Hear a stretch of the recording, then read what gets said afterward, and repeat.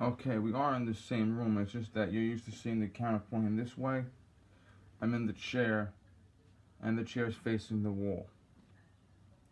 Well, actually, the door. This over here is a door, and it's been closed for years. And this furniture, but you get the idea. I'm facing a different direction today. I want to sit in the chair and relax a little bit. I made this video because I want to emphasize today is the third anniversary of the president's inauguration. Today is Martin Luther King Day. And I wanted to emphasize several things about like whose fault it was. Whose fault. Okay, this is the Republican Party's fault. In particular, the Republican Senate. Well, here's how it goes. Let's flash back a little bit. There's a congresswoman who was given enormous praise for standing up to Adam Schiff because he was not allowing any Republican to speak at all, period. And she's like, oh my God, this process is so fair. When Miss Stefanik came to office a few years ago, she's from upstate New York, by the way, this entire wave of Republican congressmen, the freshman congressmen, this was when Planned Parenthood was doing the scandal where they were selling body parts. Okay. Miss Stefanik, along with every other Republican that is new that year, the freshman class, so not just her, but every Republican that got elected that year, said in no uncertain terms, we will defund Planned Parenthood. Okay, cool. Before they had unpacked their bags, they had funded Planned Parenthood.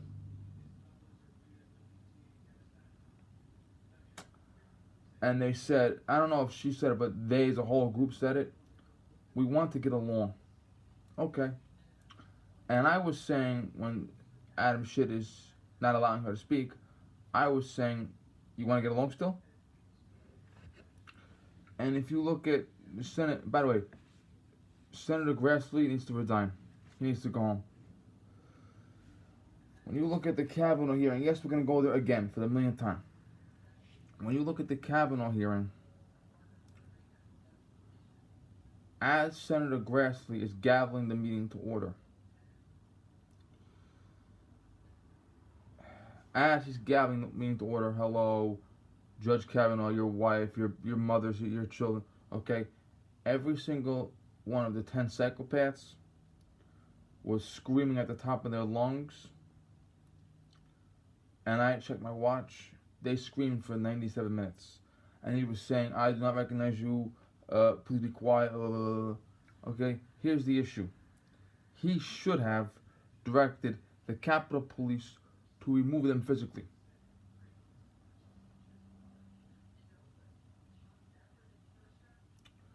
Now, they came out with this shit with Christine Blasey Ford. The Republicans suggested that FBI agents go to Christine Blasey Ford's house and speak to her privately. And then they could go and talk to other witnesses, blah, blah, blah. The Democrats insisted that she come to Washington and speak at the hearing because they wanted a spectacle. They wanted it on camera. They wanted a spectacle. They wanted to have Anita Hill too. Okay? And the Republican Party was in the majority, yet who won that fight? What Chairman Grassley and all the Republicans should have said, in no uncertain terms, no. We're sending FBI agents to her house to speak to her. She talks to them there, or she doesn't talk at all. Or a better way to deal with it would be to say flat out, you tried sneaking this in at the last possible second, even though you knew 6 weeks in advance. Guess what? We're not going to entertain it. Now, they were going to kick and scream anyway. Now, during the hearing, after Christine Blasey Ford was caught lying, I don't remember any Republicans on that committee or in the main Senate referring her to the Attorney General's office for prosecution. She was caught committing no less than 3 counts of perjury, and yet she was not referred for prosecution. Why not? Now, there was a point where after she had spoken, after he had spoken, after it was pretty obvious that she was at least mistaken, if not lying, they were going to vote for him. Every one of the 10 psychopaths on that side of the aisle took turns having a tantrum, getting up, and walking out the door. Chairman Grassley should have locked the door the minute the last one of the psychopaths left and said, okay, we're going to vote now. 11-0, he goes on to the main Senate. That's what would have been more appropriate. Now, this impeachment shit, okay? And I said it right away. I said, okay, they tried to lynch a federal judge in 2018. Now in 2019 and 2020, they're trying to have a kangaroo trial for the president, sitting president. What they should have done, you had no less than 100 Democrats in the Congress, no less than 100, it could have been more, who said publicly the word impeachment before the Ukraine, whatever the fuck, okay? They wasted $30 million trying to prove that he had colluded with Russia. Then they tried to say he tried to obstruct justice in Ukraine. Keep in mind that Joe Biden literally testified. Joe Biden said in a video that he extorted Ukraine. Joe Biden literally said in this video, he went to Ukraine. He found out that a prosecutor in Ukraine was investigating his son. He told the prosecutor, he told the government, I'm supposed to give you $1 billion. I leave in 6 hours. Prosecutor's fired or you don't get the money. Okay? That's called obstructing justice. It's called extortion. It will be on our soil. Okay? And obviously it's against the law in their country too. And it's against the law for our people to go to other countries and commit felonies. You're telling a prosecutor that's investigating your family member that you are going to withhold money unless they get fired. You don't want them to stop investigating your son. You want them to be fired. Okay? If you went to the mayor's office, the mayor does not outrank the prosecutor, by the way, but if you went to the mayor's office, or the governor's office, or the White House, and you told whoever the fuck you talked to, my son is being investigated by a prosecutor, I want the prosecutor fired, they would shoot you and kill you, and they would say it was self-defense because you were threatening the president or threatening the governor or threatening the mayor. So now the president orders an investigation into Joe Biden, and that's why they're impeaching him. They're impeaching him because he ordered an investigation into a crime that Joe Biden committed. Now, did Joe Biden really commit that crime? Or was it one of his... I don't know. But that's the issue. Now...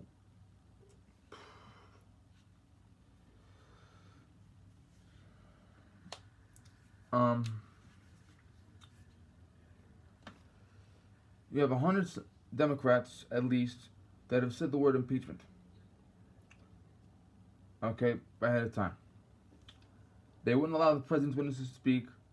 When they were in committees, they wouldn't allow Republican congresswomen to speak. Okay? They had a bunch of experts come in. 3 experts said they hated the president, he should be impeached. 1 expert said he hated the president, but he shouldn't be impeached. Okay, and they ignored all the witnesses. They ignored that witness and followed the other witnesses saying he should be impeached. Okay, now keep in mind that they have no crime. Not one witness on this planet said they saw the president commit a crime. Several said they assumed the president committed a crime, which means nothing, but they have no witness to say the president committed a crime. They're not even charging the president with the crime. They're basically saying, well, we know he did something, let's impeach him. We'll find out later. Now, Rashid Tlaib. There is video footage of Rashid Tlaib in 2016 at a Trump rally. And she literally jumps up and tries to rush the stage to attack him. Secret Service grabs her And rather than arrest her, which they should have done, they threw her out of the room. Another camera caught her leaving the room, screaming like the animal that she is, because Rashid Tlaib is an animal. She belongs in the zoo. Okay? Then she gets elected to Congress, and as she's sworn in, she says, "We're going to impeach the motherfucker." Then as she goes into the committee room, the Congress room, rather, the Congress room, the Congress chamber, she's actually FaceTiming herself, "We're going to impeach him, yeah! Yeah! We're going to impeach that motherfucker." Okay? Now I want you to imagine this. Imagine this for a minute. A grand jury. Vinny, what's a grand jury? Okay. A grand jury is a jury, and they're selected by lottery, and they have interviews, just like a regular jury is. Grand juries can be 12 people, 18 people, 23 people, depends on the state you're in. Now let's assume the grand jury is 23 people. The grand jury, they come in, and the prosecutor tells them evidence. It could be witness testimony, it could be DNA, it could be video footage, and the grand jury votes. Their vote is indict, don't indict, and they may have 10 different counts to look at.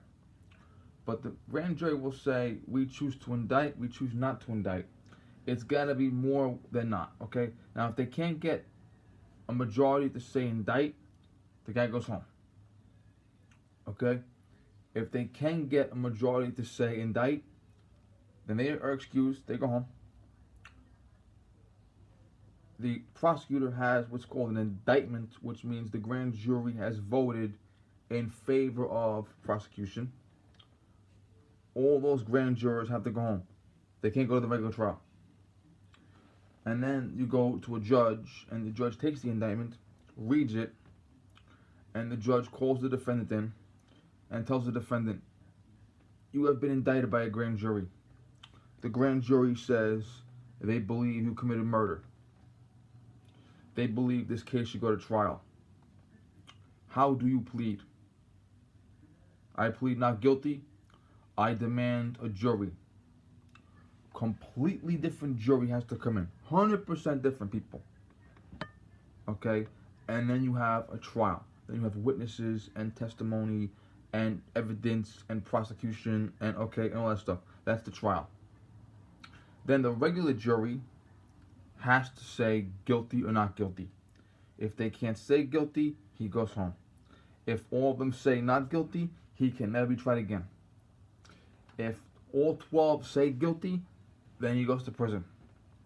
Now, if the judge gets the indictment, and the judge realizes, maybe through testimony or maybe there might have been a witness that might have come forward and said something to the judge, but if the judge has evidence to suggest that there was prejudice, okay, because the Sixth Amendment says that your trial must be fair, okay, the prosecutor, the jury, okay, they cannot hate you. They're not supposed to love you either. It's supposed to be neutral, okay? They have to be impartial. They have to stand in the middle, and they can't agree one way or the other. And they have to see the evidence and let the evidence decide. And the jury may say, you're a really nice guy and they like you, but you're a murderer. Or the jury might say, we hate you, but you're not a murderer. Okay? They have to be impartial. Now, if the judge realizes through testimony, maybe a whistleblower, video footage, if the judge finds out that the prosecutor hated you personally, the witnesses said, we assume you committed the murder. We can't prove it. We assume you committed the murder. I don't know what the evidence is. I assume you did it. Okay? And of the jury, 23 grand jury, of the 23 grand jurors, 7 of them said publicly that you should be indicted before the murder was committed. The guy's dead, okay? Before the murder was committed, they say you should be indicted because they hate you. Okay? One of the grand jurors as she was being sworn in, said, "We're going to indict the motherfucker." And that same grand juror made a videotape of herself dancing into the grand jury room to indict you. And that same grand juror was arrested by the police for attacking you 2 years earlier. Okay? The judge would have an obligation, not a right, an obligation under the law to throw the case out. Because the case cannot be prejudiced. Okay? So the judge has an obligation to say, the jury hated him personally. Several members of the jury hated him personally. One member of the jury is on camera calling him a motherfucker. That same juror attacked him 2 years ago on the street. And that's on videotape too. The judge would have an obligation to throw the case out. And they have had judges that have had cases over the years where the guy was guilty, but the cop in the back room punched him in the face. The guy was guilty, but he was questioned without his lawyer. He said, "I want my lawyer," and they said, "Fuck you, you're not getting your lawyer." Okay? The guy's guilty, but his lawyer asked for a witness report, and the lawyer didn't get the witness report. Okay? The guy's guilty, but one of the detectives hates Jews. And the detective said on camera, "I hope they hang that kike motherfucker." Okay? They've had cases where there was blatant prejudice against defendants. And the judge walked into the courtroom knowing the defendant's guilty. I mean, this defendant is guilty. But because the process wasn't followed, okay, the search warrant wasn't signed, the detective lied to get the search warrant, there was no search warrant, okay, things involving search warrants, things involving giving the defense attorney enough of the evidence. Remember the Brady rule, disclosure. The prosecutor is required to give the defense attorney all the evidence. Okay? But because of prejudice, the case was thrown out. There were many cases throughout history. Okay? Or there were cases where a guy went to court, convicted, went to prison, and from prison got the case overturned. Example, Ernesto Miranda. Ernesto Miranda was a nasty rapist. And he raped a woman. And he was as guilty as Hitler. But when detectives questioned him about the rape, they did not tell him what his rights were. And he wrote a handwritten note to the Supreme Court from prison, and the Supreme Court overturned his conviction. And they said, from now on, when the police question you about a crime, they must Mirandize you. They must tell you a Miranda warning. Years later, Ernesto Miranda was stabbed to death in a bar fight, and the murderer pled Miranda. Asserted Miranda, rather. So, what should have happened? Okay. Because of the blatant, psychotic, unabashed prejudice against the president, the Senate Democrats, the Senate Republicans should have locked the door and not allowed them in. And they should have told them in no uncertain terms, if you want to come in, you must break down the fucking door. And once they broke down the fucking door, the Senate Republicans should have taken the indictment, the impeachment, and tore it up and threw it in the garbage. They literally bought $5,000 worth of pens with Nancy Pelosi's golden signature on them on a silver platter to celebrate the occasion. Now, the Chief Justice is obligated to preside over the case. The Chief Justice has an obligation to throw the case out right away. So far, he hasn't done it. And everyone is saying, well, we want a trial. We want to show the Democrats that we're fair. Okay. Do they give a fuck? Are they fair? Here's what's going to happen. You have a president who's a Republican. And he or she is in power for roughly 8 years. 8 years, okay? Chances are outstanding that between that 8-year period, there's going to be one Democrat majority Senate. Democrat majority Congress, rather, I'm sorry, excuse me. Okay? Chances are excellent. Okay, so you very, very seldom see a guy in office for 8 years and the Congress and the Senate are both his party for 8 solid years. That never happens. Okay? So what's going to happen is every single solitary time for the rest of history, when a Republican president has a Democratic Congress, vote to impeach. Every single time. You're going to see New Year's Day, the Congress gets sworn in. And the minute they're sworn in, they're going to come out with the impeachment, they're going to sign the impeachment which is already written, and they're going to send it down to the Senate. Every single solitary time from now until eternity. Okay? The Democratic Congress will always impeach the president, period. Because they realize there are no consequences. They realize that they will be obliged. Okay? They will be catered to. Okay? Well, we want a fair trial. Okay? How much money does that fair trial cost?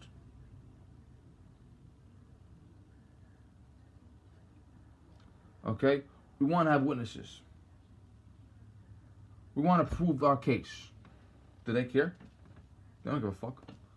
If they have a full trial in the Senate and the president is exonerated, the Democratic Congress will literally go back to chamber within 2 minutes and start the next impeachment.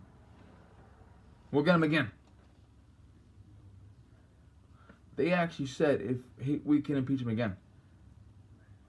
They actually said if he's not impeached, he'll get reelected. They literally said it.